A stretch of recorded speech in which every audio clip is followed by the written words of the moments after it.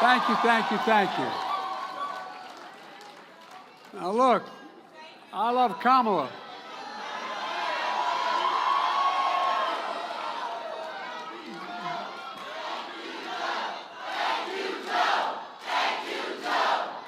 Thank you all. As the saying goes, you all brung me to the dance. Folks, I want to get something straight at the outset. I love Kamala. But Delaware State's the best HBCU in America.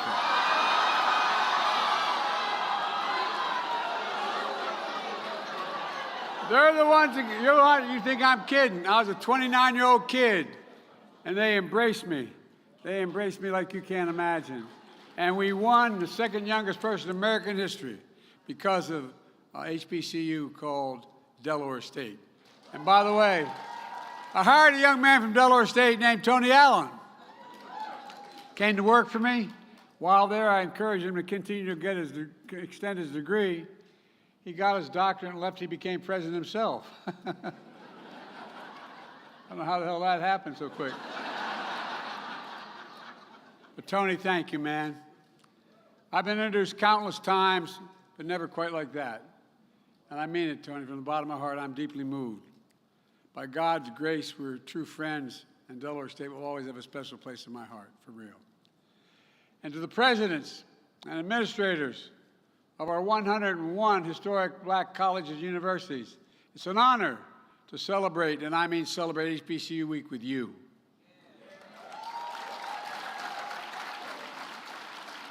Before I begin, I want to make a quick reference. The attempted assassination against our former president in Florida yesterday. I commend the Secret Service for the expert handling of the situation. And the former president is protected from harm, and the subject is in custody. An acting head of the Secret Service is in Florida today assessing what happened and determining whether any further adjustments need to be made to ensure the safety of our former president. Let me just say, there is no, and I mean this from the bottom of my heart, those of you who know me, many of you do, no place in political violence for political violence in America. None. Zero. Never. I've always condemned political violence. I always will in America. In America, we resolve our differences peacefully at the ballot box, not at the end of a gun. America suffered too many times the tragedy of an assassin's bullet. It solves nothing and just tears the country apart. We must do everything we can to prevent it and never give it any oxygen. Folks, now to today's event. It's an honor to recognize HBCU excellence in our nation. I see excellence in it every single day. I see this weekend the Congressional Black Caucus Foundation. I tell you what, the foundation gala, only about 3,500 people there.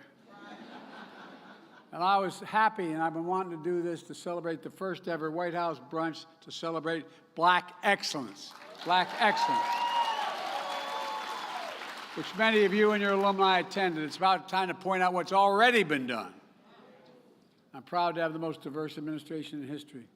It taps into the full, I mean it. I made a commitment my administration is going to look like America. It taps into the full talents of our nation, including graduates of HBCUs like our amazing Vice President is. Folks, together, Kamala and I know that an education makes a person free. HBCU's education makes you fearless as well. It matters. I mean it. More than 180 years, born under the shadow of slavery and Jim Crow, HBCUs have instilled a sense of purpose and freedom, a commitment to make a difference for all their students, to lift up not just yourselves, but others along the way. An institution grounded in the belief that every American, of every race, and every background, every zip code, and you know me, I mean this, should have a fair and equal chance to go as far as their God-given talents can take them. That's who we are. That's what we stand for. But as I've said before, we face an inflection point in history. It comes along every 6 or 7 generations. One of those rare moments in our history when the decisions we make now, right now, are going to determine the fate of our nation and the world for the next decades, for 6, 7 decades to come, and I mean it. When I wasn't going to run for president after my son died coming back from Iraq, I decided that I was going to write another book. I was going to write a book about the inflection points in world history, how it changed history, going all the way back to dealing with the printing press and how it's changed everything. But look, we're still in the battle. We're still in the battle for the very soul of America. In 2020, I ran, and I give you my word, this was the reason. I ran to redeem the soul of America, and restore decency and dignity to the office of the presidency. I ran to rebuild and expand the backbone of America, the middle class. And I ran to unite the country, remind ourselves that we can do anything we want to do when we do it together.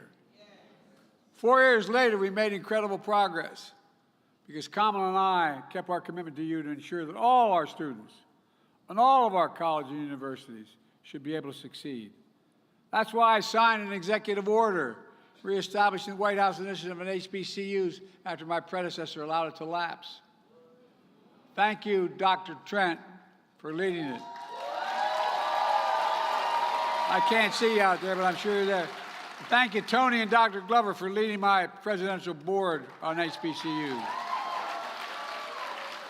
I'm also proud to lead the first administration in history to have a working group from the Divine Nine in the White House.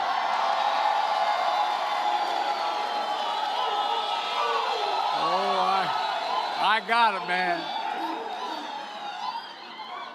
I mean, maybe a white boy, but I ain't stupid.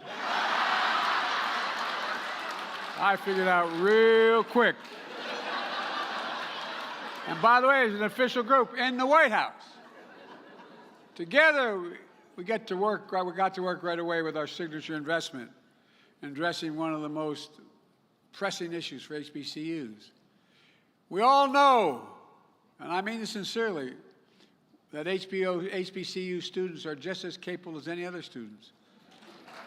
No, but HBCUs don't have the endowments like many other colleges and universities that are able to fund research labs, improve campus infrastructure, and so much more. That's why I'm proud to be delivering on a record $17 billion. $17 billion for HBCUs, the most ever any administration has ever committed.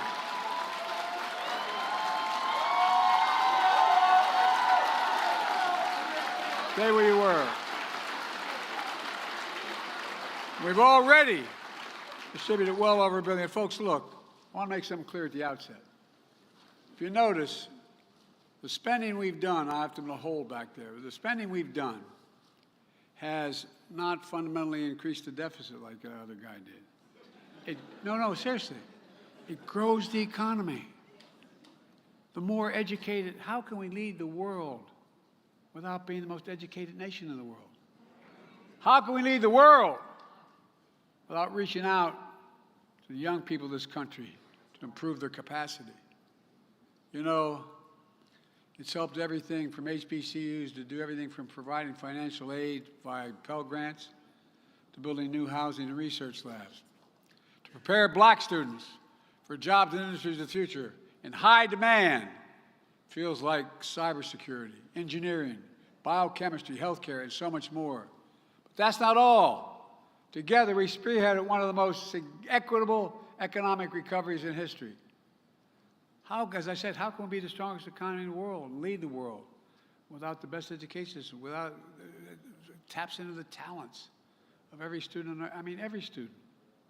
In fact, my Council on Economic Advisors issued a report this spring on the economic power of HBCUs.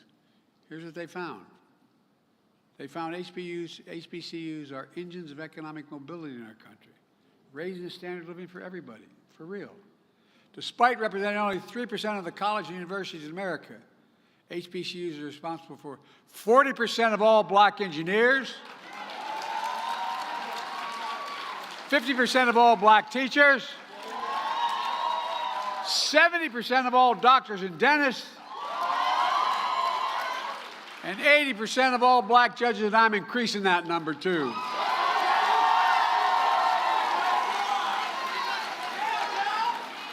But that's not all. My CHIPS and Science Act, which I was committed to, finally got it done. We ensure we create more hubs of innovation at HBCUs, create pathways to develop more researchers, and grow a diverse semiconductor workforce here at home. For example, I was in New York where I announced a significant CHIPS investment with Micron, a leading semiconductor company that parented and partnered with Norfolk State University to build a 6,000 square foot high-tech facility for students and other researchers. My National Science Foundation just awarded $2 million to Clark Atlanta University to support their work in the HBCU CHIPS network, fueling semiconductor research and development, and a workforce capacity at HBCUs. This is in addition to last week's announcement of $10.5 million for National Science Foundation grants to facilitate STEM research at more than a dozen HBCUs, including Central State University, a project to build a semiconductor R&D capacity. I'm also excited to announce that 4 HBCUs, Fort Valley State University, Rusk College, Savannah State University, and Shaw University, are receiving additional critical funding to boost their STEM programs, prepare their students for these incredible opportunities. And moving forward, I've encouraged semiconductor companies to continue to create and expand partnerships with HBCUs as they invest in American manufacturing. And Vice President Harris and the National Space Council she leads are ensuring the federal government, industry partner, and HBCUs collaborate in opportunities for space-related technologies and innovation, the future. And folks, my Office of Science and Technology Policy is developing and sharing the best approaches across the entire government, how to expand STEM research and investments in HBCUs. In addition, my administration continues to diversify the federal workforce, starting by opening doors of opportunity like the HBCU Scholar Program that celebrates its 10th anniversary. I want to congratulate the 2024 cohorts of scholars, the largest cohort, all of whom are with us. Stand up if you're here. All right.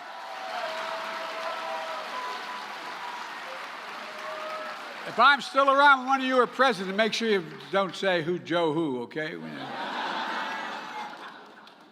We also know that black studies show black students who have black teachers are significantly more likely to graduate from high school and enroll. We've known this for a long time, enroll in college. That's why my Department of Education has provided $450 million to ensure the teachers in our schools reflect diversity in our community. These small things matter a lot.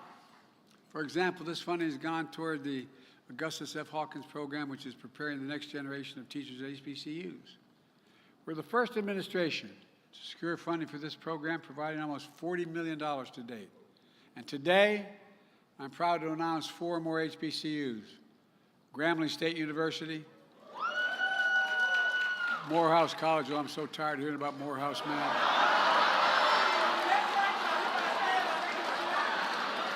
I did the commencement at Morehouse.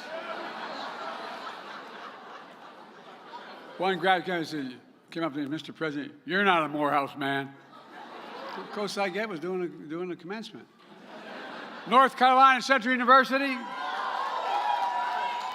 and Prairie View A&M University. They're being awarded new grants to increase teacher diversity.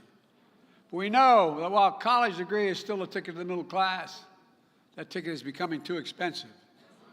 That's why we've increased the maximum Pell Grant by $900 a year, the largest increase in a decade. It matters because HBCUs have twice the percentage of Pell Grant students as non-HBCUs. And my administration also relieved the debt of 5 million Americans, including a significant number of black borrowers. That means you can now start a business, you can buy a home, save for your children's school, give back to your community. And it grows the economy for everybody. It's not the cost, it grows the economy.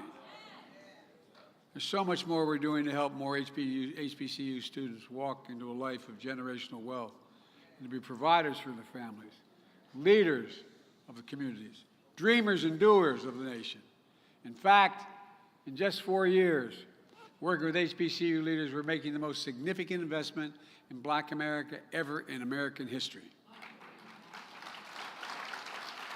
But look, we have to be honest about the forces we face.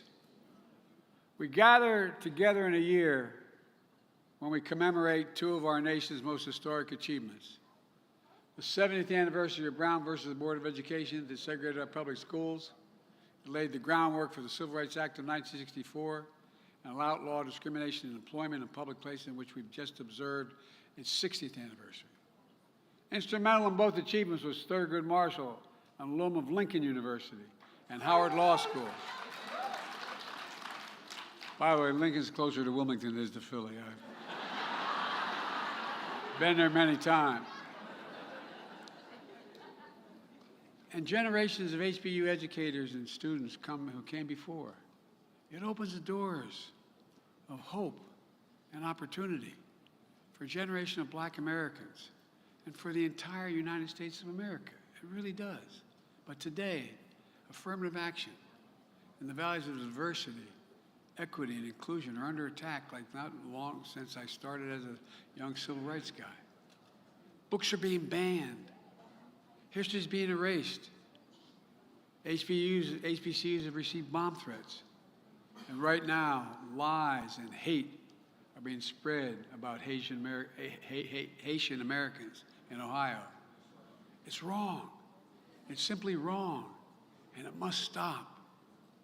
There are those who want a country for some of us, but not for all of us. But I've always believed that the promise of America, and I mean it sincerely, is big enough for everyone to succeed. No, I really mean it, everyone. And there's been no more important voice for that truth than the Black community in our HBCUs. That's what I see in your students, future doctors and researchers, curing cancer, artists shaping our culture, fearless journalists and intellectuals challenging convention, preachers and advocates inspiring us all. You prove that Black history is American history. It is American history. And Black excellence is American excellence.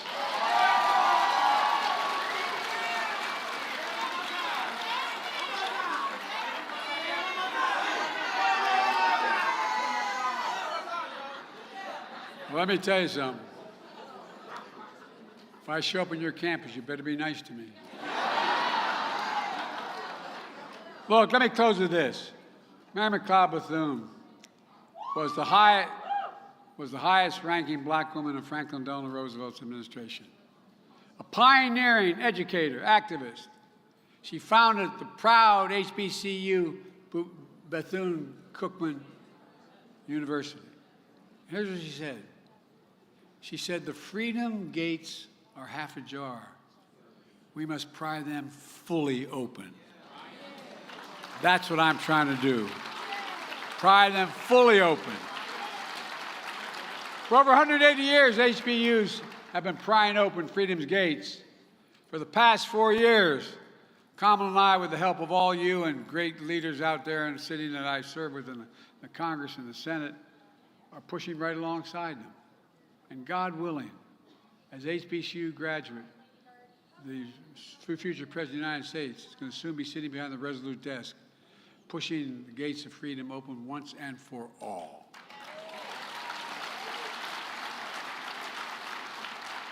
Folks, you've probably heard me say this before. We just have to remember who the hell we are. No, I mean it. We're the United States of America. There is nothing beyond our capacity when we act together. Nothing, nothing, nothing. We're the only nation in history that's come out of every crisis stronger than we went in. That's because of you, because of all of us. We're a diverse nation. Therein lies our strength when we unite. So God bless you all, and may God protect our troops. Thank you, thank you, thank you.